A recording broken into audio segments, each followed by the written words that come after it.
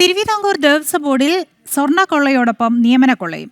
Pension പറ്റിയ CPM നേതാക്കൾക്ക് അനധികൃത നിയമനം നൽകാനുള്ള കേന്ദ്രമായി ദേവസ്വം അച്ചടിശാല. ചട്ടം മറികടന്ന ജോലികളിൽ നിയമനം നൽകിയവരുടെ യോഗ്യത സംബന്ധിച്ചും ദേവസ്വം ബോർഡിന് മൗനമാണ്. പെൻഷൻ പറ്റിയവർക്ക് പുനർനിയമനം നൽകുന്നതിനെ നേരത്തെ ഹൈക്കോടതി വിമർശിച്ചിരുന്നു. Janam breaking. PS Prasanth Devaswom board പ്രസിഡന്റായിരുന്ന കാലത്താണ് പെൻഷൻ പറ്റിയ CPM നേതാക്കൾക്ക് ദേവസ്വം ബോർഡിന്റെ പ്രസിൽ പുനർനിയമനം നൽകിയത്. CPM ബ്രാഞ്ച് സെക്രട്ടറിയും CITU സംസ്ഥാന നേതാവുമായ V ചന്ദ്രശേഖരനാണ് ഇതിൽ പ്രധാനി. 2024 മെയ് മാസത്തിലാണ് കേരള ഗവൺമെന്റ് പ്രസിൽ നിന്നും വിരമിച്ച ചന്ദ്രശേഖരന് ദേവസ്വം പ്രസിൽ അസിസ്റ്റന്റ് മാനേജർ തസ്തികയിൽ കരാറടിസ്ഥാനത്തിൽ നിയമനം നൽകുന്നത്.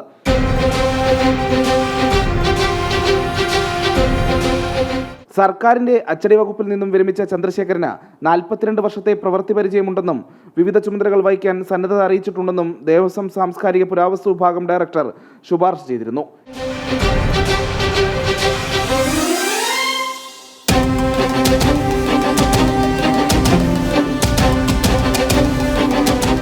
ദേവസ്വം സ്പെഷ്യൽ റൂൾ അനുസരിച്ചുള്ള യോഗ്യത ചന്ദ്രശേഖരനുണ്ടോ എന്ന വിവരാവകാശ അപേക്ഷയ്ക്ക് ദേവസ്വം ബോർഡ് ചർച്ച നടത്തി തീരുമാനമെടുത്തു എന്ന വിചിത്ര മറുപടിയാണ് ലഭിച്ചത്.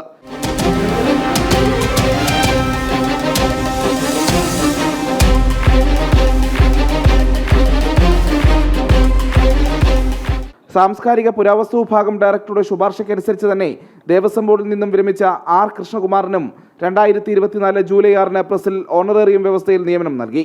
കൃഷ്ണകുമാറിന്റെ നിയമനം ചോദ്യം ചെയ്തുള്ള ഹർജിയിൽ വിരമിച്ചവർക്ക് പുനർനിയമനം നൽകുന്നത് നീതീകരിക്കാൻ കഴിയുന്നതല്ലെന്ന് കോടതി ചൂണ്ടിക്കാട്ടിയിരുന്നു.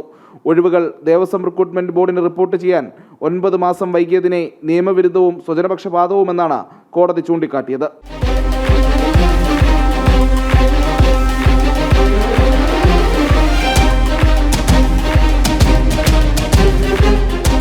ഒഴിവുകൾ റിക്രൂട്ട്മെന്റ് ബോർഡ് വഴിയോ എംപ്ലോയ്മെന്റ് എക്സ്ചേഞ്ച് വഴിയോ ഉടൻ നികത്തണമെന്നും കോടതി നിർദ്ദേശം നൽകിയിരുന്നു.